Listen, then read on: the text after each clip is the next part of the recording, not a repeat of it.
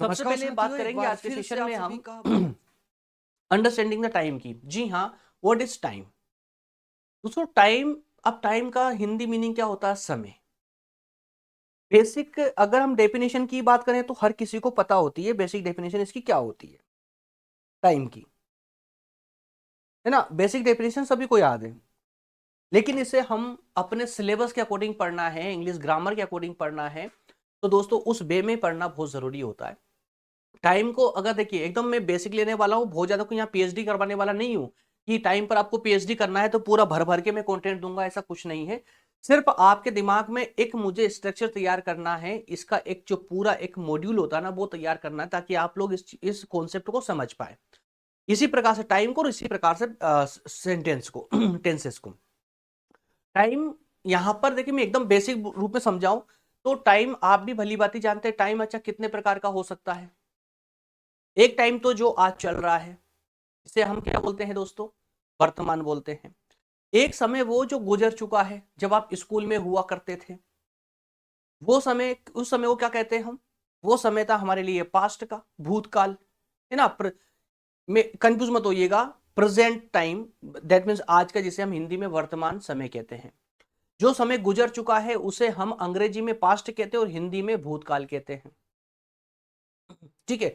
और जो समय आने वाला है, अगले साल आप सेकेंड ईयर में होगे, है ना, तो आने वाला समय क्या कहलाता है? इंग्लिश में फ्यूचर, इंग्लिश में फ्यूचर, और हिंदी में क्या कहते हैं उसको? भविष्य कहते हैं। तो ये समय तीन प्रकार के होते हैं। एक प्रेजेंट का समय होता है, एक जो गुजर चुका है वो पास्ट का होता है, और जो आने वाला है वो फ्यूचर का होता है। That's all. ये तीन प्रकार का टाइम होता है।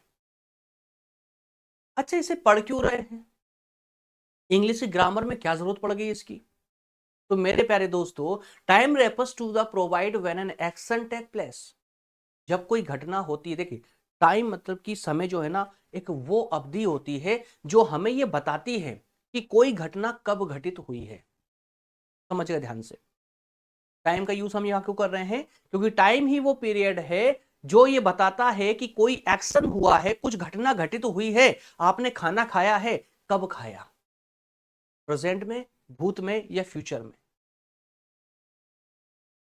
है ना। एग्जाम्पल देखिए, प्रेजेंट की अगर मैं बात करता हूं, मान लेते हैं कि एक कॉलेज का मैं एग्जाम्पल मैंने यहां पर लिया है।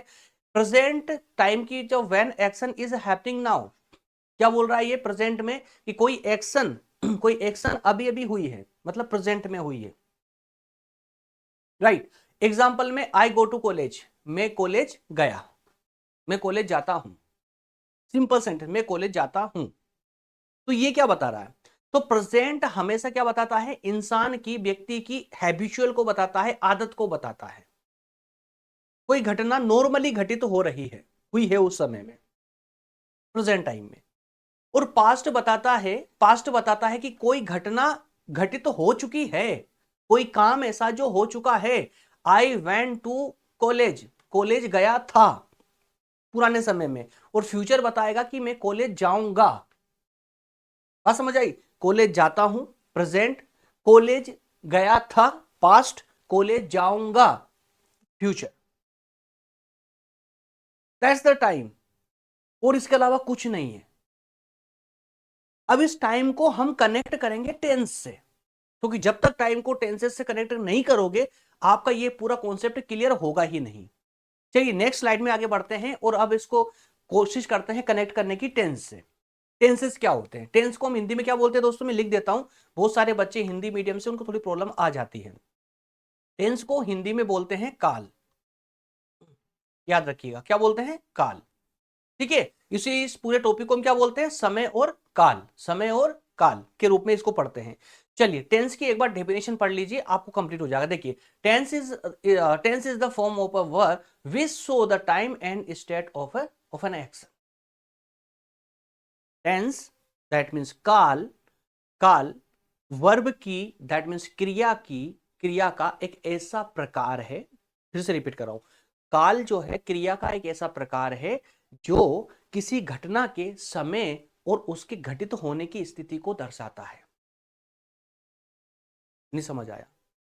और समझिए, टेंस में बार बार टेंस काल नहीं बोलूंगा, आप तो दिमाग में रिकॉल रखिएगा। इंग्लिश पढ़ रहे हैं ना, तो इंग्लिश वर्ड को यूज करना ज्यादा वैल्यूएबल होगा। टेंस जो है हमारे वर्ब का एक ऐसा फॉर्म है, एक ऐसा प्रकार है जो ये बताता है हमको कि कोई घटना कब घटित हुई है, कोई घटना जब घटित हुई थी उसकी स्थिति क्या थी। तो स्थिति और समय को दर्शाता है, किसी क्रिया की स्थिति और समय को, किसी घटना की स्थिति और समय को कौन दर्शाता है, तो टेंस दर्शाते हैं, काल दर्शाता है। और सिंपल वर्ड में अगर मैं कहूं तो tense tense tell us when an action happen, एकदम सिंपल। टेंस हमको क्या बताता है कि कोई काम, कोई घटना कब घटित हुई है, कोई काम कब हुआ है, पास्ट में हुआ है, प्रेजेंट में हुआ है या फ्यूचर में हुआ है, दैट्स ऑल। ये बात तो समझ आई ना। टेंस क्या बताता है हमको, किसी घटना के घटित होने का समय बताता है, कब घटित हुआ वो, पास्ट में, प्रेजेंट में या फ्यूचर में। साथ ही साथ में इस कार्य के प्रकार को भी बताता है कि वो कार्य किस प्रकार का था, वो कार्य हो चुका है, हो चुका था, कंप्लीट हो चुका था, या कार्य हो रहा था, या कोई कार्य रिपीट हुआ है, वापस से हुआ है। ये सारी, इसको हम बोलते हैं स्टेट। स्टेट दैट मीन्स कि state of an action, that means की स्थिति, उस घटना की स्थिति। तो घटना के समय को तो बताएगा ही, पास्ट में, फ्यूचर में या प्रेजेंट में, लेकिन साथ साथ उस घटना की स्थिति को भी बताता है कि वो घटना हो चुकी थी या हो रही है या घटना फिर से हो रही है। इसी को हम टेंसेस कहते हैं, टेंस कहते हैं, काल कहते हैं, है ना। एक एक चीज को मैं आगे और बारीकी समझाने वाला हूं। अभी यहां पर एकदम जबरदस्ती से युद्ध मत लड़िए, निश्चिंत रहिए, जितना बताते जा रहा हूं उतना सुनते चलिएगा, एक एक कॉन्सेप्ट पूरा क्लियर करूंगा, ये मेरी गारंटी है। अब आ जाते हैं हम थोड़ा सा इसको टेंसेस को जो है ना थोड़ा सा होल्ड करेंगे कुछ समय के लिए, पूरा पहले अभी इसके काइंड को पढ़ लेते हैं, कितने प्रकार के हो सकते हैं टेंस, टेंस के प्रकार कितने होते हैं। तो मेरे दोस्तों टेंस के सिर्फ 3 ही प्रकार होते हैं, नॉर्मली याद रखने का कोशिश कीजिए। टेंस के 3 प्रकार होते हैं।